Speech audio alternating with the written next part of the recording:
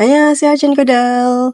Oke, di bagian ke-28 ya, belajar bahasa Korea ke-28, kali ini kita akan belajar tentang kata tanya apa. Jadi, sebelum teman-teman bertanya dalam bahasa Korea, teman-teman harus tahu nih konsep tanya apa dulu, karena apanya itu bukan cuma satu, ada banyak. Jadi, harus dipahami dulu gimana cara bertanya sebelum bertanya. Oke, jadi kata tanya apa itu ada beberapa bentuk ya. Ada muot, kemudian ada mu. Nah, kemudian ada mul. Mul ini itu dari kata muosol. Sel ini apa? Masih ingat? Kita pernah belajar di partikel subjek, objek, predikat. Musen. Ini yang sering banyak ditanyakan di apps topik biasanya. Tapi tergantung kalimatnya juga. Jadi semua kepake sih. Nah, jadi ada 3 ya. Ada muot atau mu, terus ada mul, ada musen atau dari kata muosen.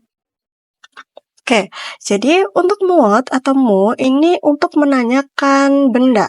Jadi kalau benda-benda apapun, manusia itu juga benda ya, atau ya termasuk benda juga, itu bisa pakai muot atau mu.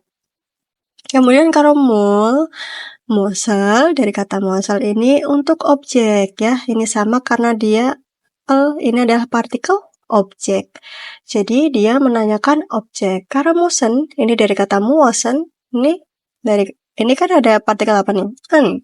Partikel subjek. Tapi di sini digunakan untuk menanyakan sesuatu yang spesifik atau jenis. Maksudnya gimana? Oke, kita pecah satu-satu, lalu kita akan belajar dari masing-masing contohnya biar teman-teman ada gambaran.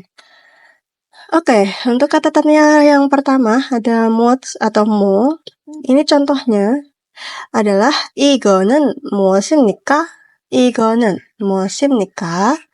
Ini apa? Gitu, itu menanyakan sebuah benda. Itu apa? 이거는 무엇입니까? Gitu. Ini untuk kalimatnya formal ya teman-teman. Formal. Ya, gini aja. 이거는 무엇입니까? Bentuknya sangat formal sekali. Atau kalau pengen bahasa yang lebih informalnya, karena ini kan karena dianya formal jadi menggunakan muot. Kalau pengen mu juga bisa. 이거 뭐예요? Nah, itu juga bisa. 이거 kalau pengen dia bentuknya lebih informal ya, saya taruh sini ya. Nah, contohnya di sini ada 이거 뭐 예요.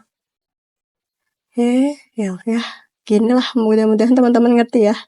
Kalau udah hafal karakter pasti udah tahu lah gerak-gerak gimana cara saya nulisnya.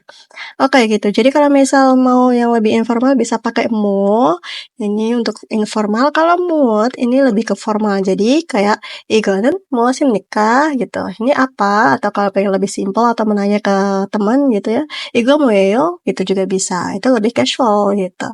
Terus yang kedua contohnya. Nah ini informalnya nih. Karena di belakangnya 예요. Jadi ini formal atau sopan tapi lebih casual, lebih santai. 이름이 뭐예요? Gitu. Oke, jadi kalau di Korea itu bukan 이름이 kan. Di sini kan nama siapa? Siapa itu kan apa? Nunggu ya kan? Siapa itu kalau di bahasa Korea itu dia nunggu. Nah, kenapa di sini bukan 이름이 누구예요? Tapi malah 이름이 뭐예요?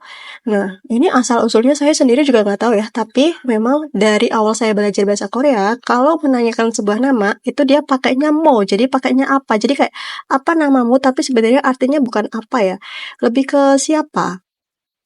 Siapa namamu, gitu. Nah, tapi dia pakainya mo, gitu. Nah, untuk konsepnya ini, jujur aja saya belum tahu ya, karena dari awal saya belajarnya itu memang udah diajarin pakainya mo, bukan nugu.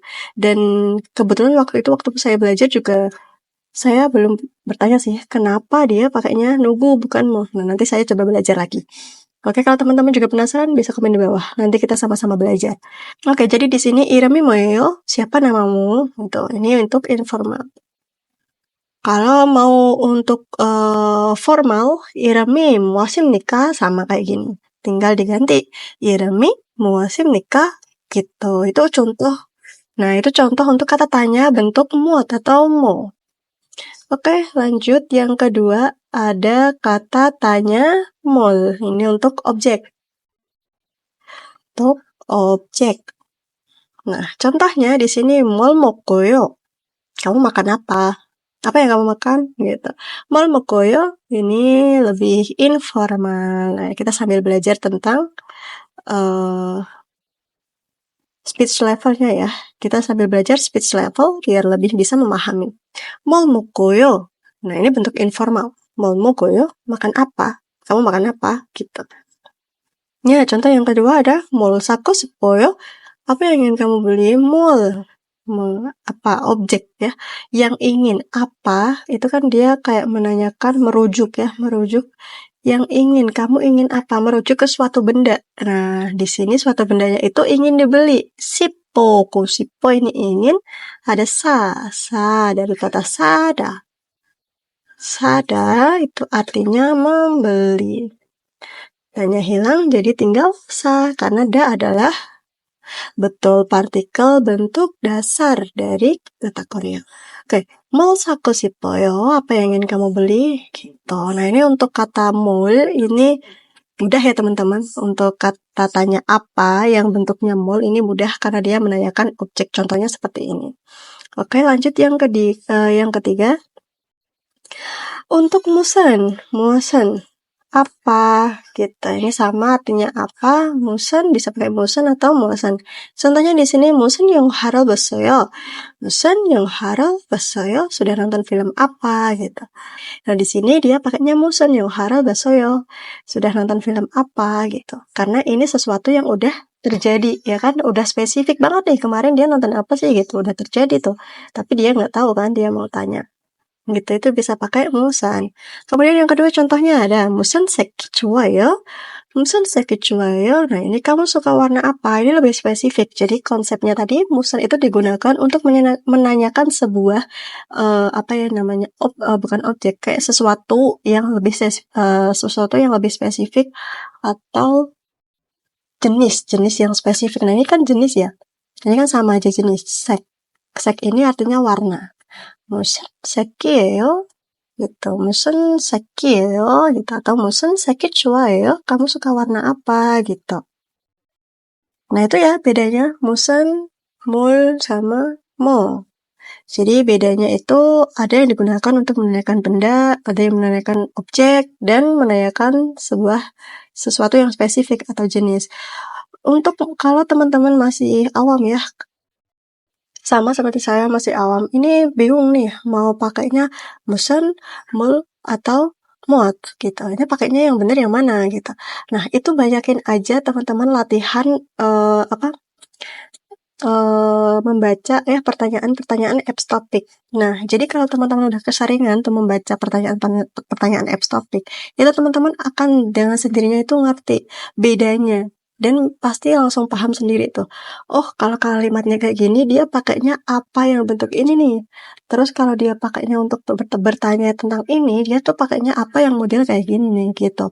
Cukup sedikit panjang untuk belajar bahasa Korea ke-28. Mudah-mudahan teman-teman bisa mengerti ya, dan bisa dipahami. Kalau ada pertanyaan, bisa komen aja di bawah. Oke, sampai jumpa di video berikutnya. See you, bye-bye.